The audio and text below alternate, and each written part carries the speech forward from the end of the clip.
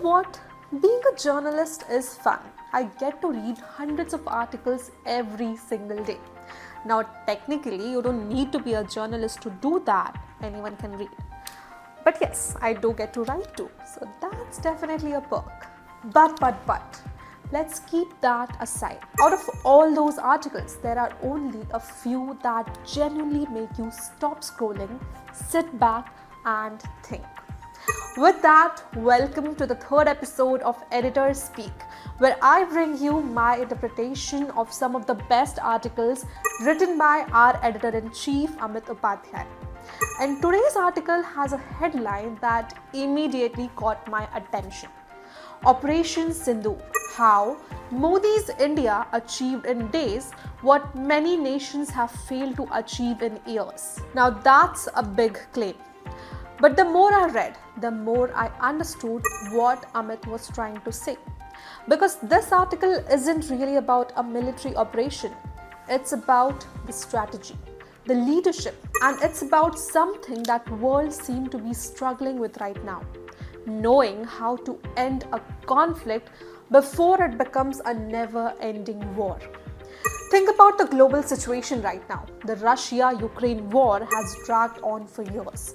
Thousands of lives lost, billions of dollars spent, entire cities destroyed, and yet no clear end in sight. In the Middle East, tensions between Israel and Iran have repeatedly threatened to spiral into something much larger, drawing the global powers, the US, into diplomatic firefighting, still no end. Across the world, we are increasingly seeing conflicts that start with a clear objective but end up trapped in cycles of retaliation, escalations, negotiations, and uncertainty. And that is where Amit Upadhyay draws an interesting contrast.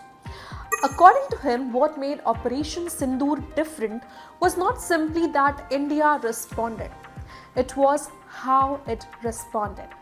Let me give you a little backstory.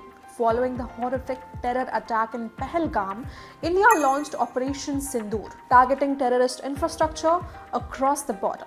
The operation was precise, it was swift, and perhaps most importantly, it was limited and it had an end.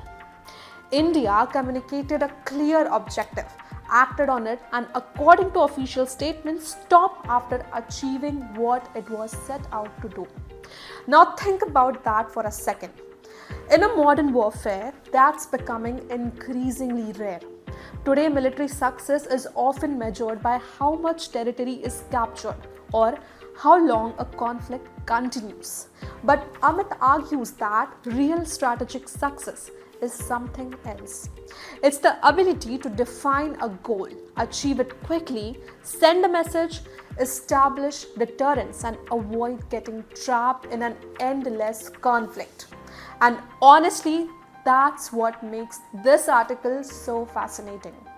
Because Operation Sindoor wasn't just watched by Pakistan, it was watched by the world. Military analysts, diplomats, governments, strategic observers, everyone was trying to understand what India's response meant.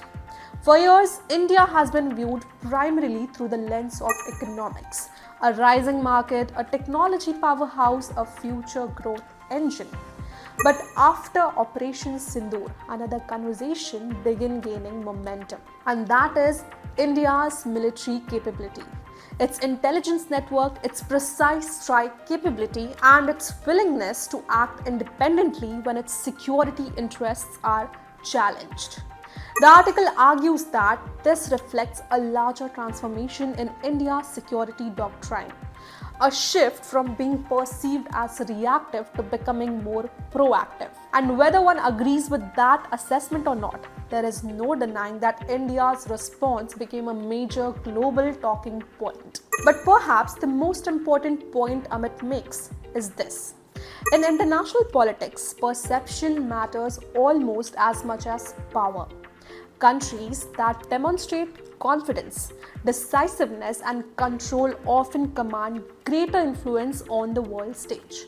Not because they are the biggest, but because they appear capable of shaping events rather than merely reacting to them. And that is why the article calls Operation Sindoor more than just a military operation.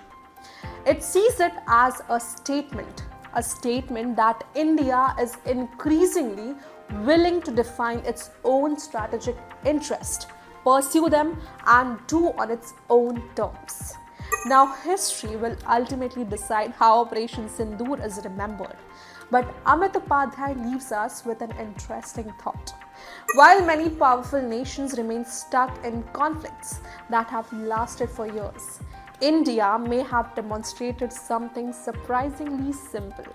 Know your objective, act decisively, maintain restraint, and most importantly, know when to stop.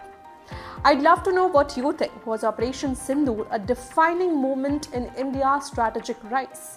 Or do you think its significance is being overstated?